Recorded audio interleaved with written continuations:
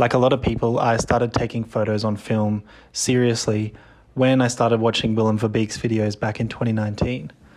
About a year ago, Willem put out a zine called Walking Svalbard. Here it is. This is a zine about a town I think it's in the Arctic Circle, where they have sort of like a 30 days of night type scenario going on. It's nighttime for maybe a few months. I don't know. It's a nighttime for a long time. I think the concept behind the zine is really smart because it's not only for me as a photographer interesting to see somebody who's really good at exposing these night images solely working at nighttime. I think for people that aren't interested in photography itself, it's a concept that has a really good hook. A town that is mostly nighttime is interesting just inherently. And I think the photos that come out of that, it's a very obvious and satisfying relationship between like concept and photos. So overall, I think it's really beautiful. I would like to see more people, but I don't know. Maybe that's why it's a zine and not a whole book. Maybe it takes a lot more effort to do people. I'm not sure. Anyway, this video is going to be me looking at the book, flipping through it with you, having a bit of fun with it, telling you what I like about it, what I don't like, and okay, yeah, let's go. Okay, here it is. Here's the book, Walking Svalbard by Willem Verbeeck. As you can see, quite a beautiful cover on it. It's got this, I guess it's a snow jacket, kind of a dust jacket as well. It's got this snow imprint on it, and you can see that photo underneath it.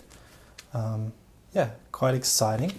I'm going to take this dust jacket off because it's kind of annoying to use when you're looking at the book. Okay, so here it is without the jacket. A little bit cleaner, obviously. Let's get started. First photo, we can open it up. We start on this beautiful bright photo of this house. Also, you can have a look at the stitching there as well. It's the same color as the cover. So this first photo, it's a really bright one. Starting with a bright one, I don't know. It's interesting. It's a little bit of a difference to the rest of them, but Willem said that this is a long exposure and he fired off the flash a few times when he took it, which is interesting and kind of an idea that is very photography based. Can't really do that on video or anything. But yeah, you got these beautiful colors in the snow. This amazing tungsten light here. Really nice photo. Get some windows. Lots of windows in this. And then we start here. It says, a search for light amidst the darkness. And then you have this kind of futuristic looking photo, the purple and green.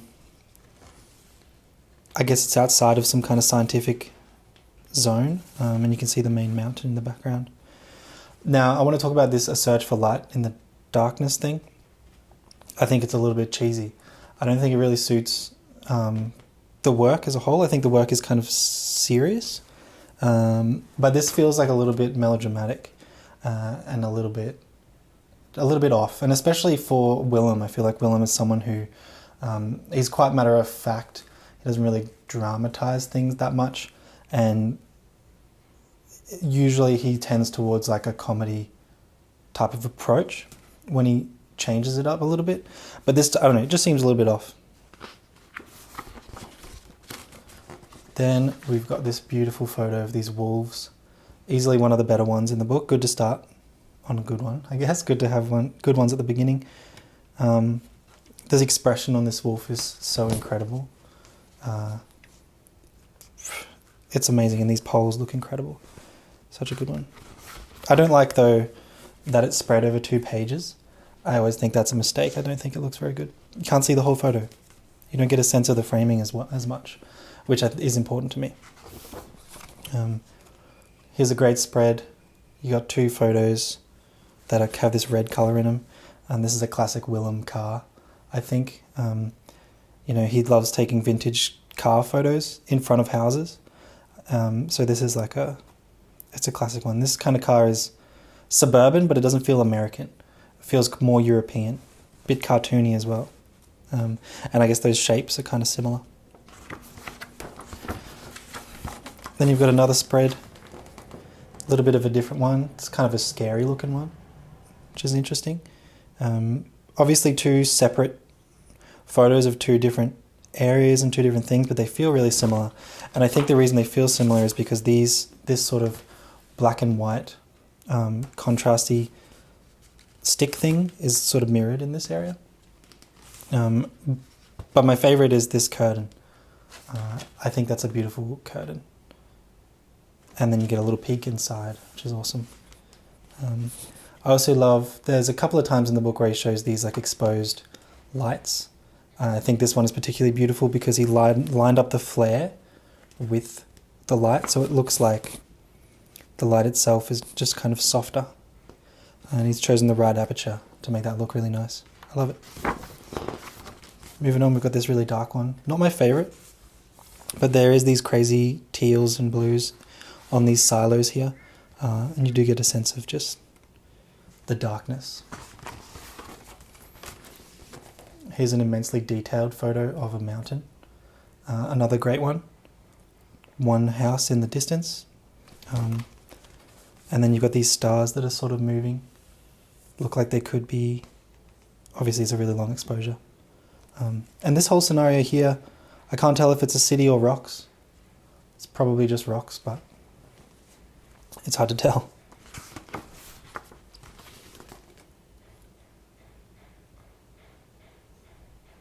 Some opposites here.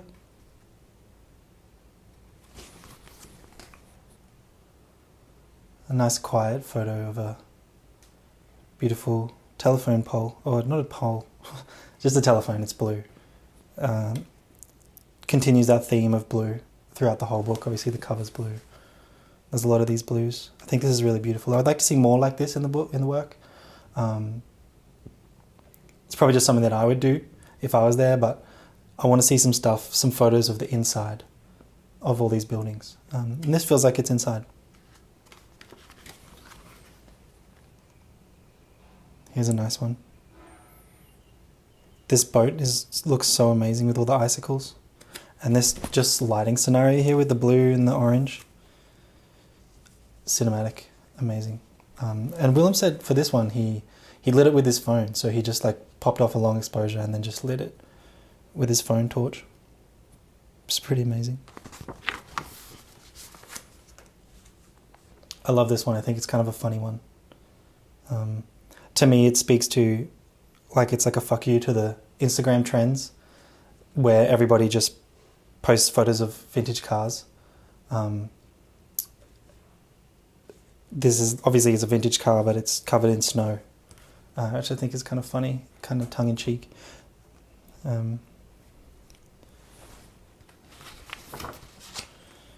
This is a great one. This is like reindeer horns or something. It looks like, I don't know really what it is, but...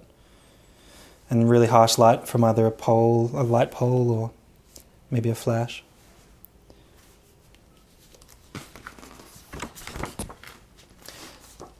Here's our first look at this series of unfortunate events type building.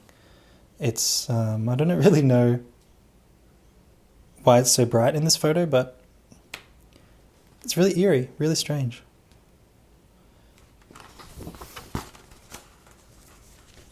You got evergreen. This is red and green. It's a Christmas page. Nice gas station photo. And there's a bit of green in this one. And here is, of course, the cover photo. Unfortunately spread across two. Luckily, we do get to see it on the cover. But here it is spread across 2 pages. I love this thing. I don't know what it is, but it looks nice. And I love, you get a little bit of a peek inside these windows.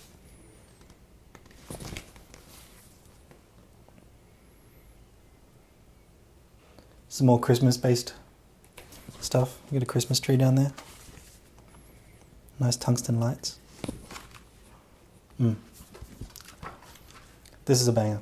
This one here. That crazy hazy light is something that you love to see in a night photo. Todd Heido did that a lot. And I know Willem is very inspired by Todd Heido, so I'm sure this one feels pretty nice for him. This light from the window creating these squares in the ground is amazing. And here we are again underneath that building from before. Really detailed. Great spread here. A few bikes. This is an amazing scenario. I love these kind of roofs these corrugated roofs that are all over these houses. Really good to photograph. And then you've got a similar spread to the boat one from before, but 2 warm photos. This one's different, a lot cleaner, a lot more inviting than the other one. And I like this sort of big and small. I like the difference in sizes here. Also, if you can see, there's like a little reflection on the top of the house from the lights. And these things here, they look like they're floating. Obviously, they would be floating in the water if they were in there. They're not in the water now, but just the way the shadows, I think, makes them feel like they're floating. Another classic car photo, but this time it's a buggy. I like this one a lot as well. I think that he's done an amazing job of sort of framing the buggy against this green. But again, I love the car photos.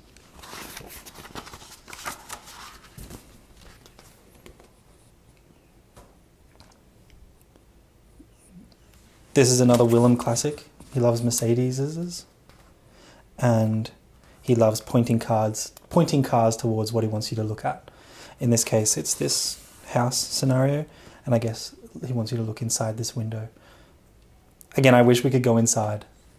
That's all I think about. I want to see inside there. I want to get in. I mean, maybe it's because it's cold. And here, I guess we do go inside. This is a church. This one is really similar to another photo that Willem showed a lot on his channel, which was a photo of a church, I think in New Jersey or something. This one's a lot nicer, I think, than that one that he used to show. It's got these beautiful yellows and teals, and it's a surprise in the sequence of the book. You've seen a lot of dark blues and reds, and this is a sort of surprising photo to come next.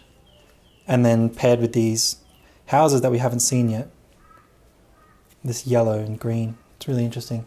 This sort of reminds me, there's these cabanas in the Sydney beach, at a Sydney beach in Australia, that look really similar to this. Sort of a snow version of that. And then we have a final portrait of this house, or this building that feels like the beating heart of the town. I'm sure there's some kind of work that goes on here that people in the town need. Maybe it's an energy-based place. Really intense photo. And I always wonder why he chose to go, from far away from this building to underneath it, and then only showing you the front of it close up at the end. I wonder why. Why is it far away, underneath, out front? And then finishing off with this ridiculous landscape. This beautiful gradient from blue to purple to white and orange, then back down to dark blue. And you've got this just pop of tungsten light in the window. So nice. And there you go, that's going to be the end. That's the thank yous. Always got to thank people. Yeah, so that's Walking Svalbard. I think it's an incredibly beautiful book that everybody should look at least once. I think I'm excited though for the next one, because what I'm missing in this book is just some personality from Willem. I get the sense that he's the master at what he does when you look at these photos, but I'm not sure that I get Willem's personality as much as I want to, and as much as I get in the videos. I feel like with the videos, Willem is very, I mean, he's really genuine and he's really himself in those videos, and this sort of feels like I want to see the funniness, I want to see his personality come through. I feel like it comes through in this one, if it's a self-aware photo. I mean, even if it's not, it comes through, but... or maybe that's just my personality coming through, that I hate the trends, so who knows. But yeah, I'm very excited to see where Willem goes in the next project. He said it's like a book of landscapes, so, you know, this is landscapes as well, so he knows what he's doing. But yeah, I want to say this dust cover here, definitely better to look at the book without the dust cover because it doesn't feel very good. Okay, that's it for that video. Thank you, Willem, for making that zine. Update on my life, I've just been chilling. We're in lockdown in Brisbane. I just made a music video, which you'll see soon, and I'm working on a book as well. So make sure to subscribe and follow me on Instagram if you want to see my work. That's where I put it. See you next time.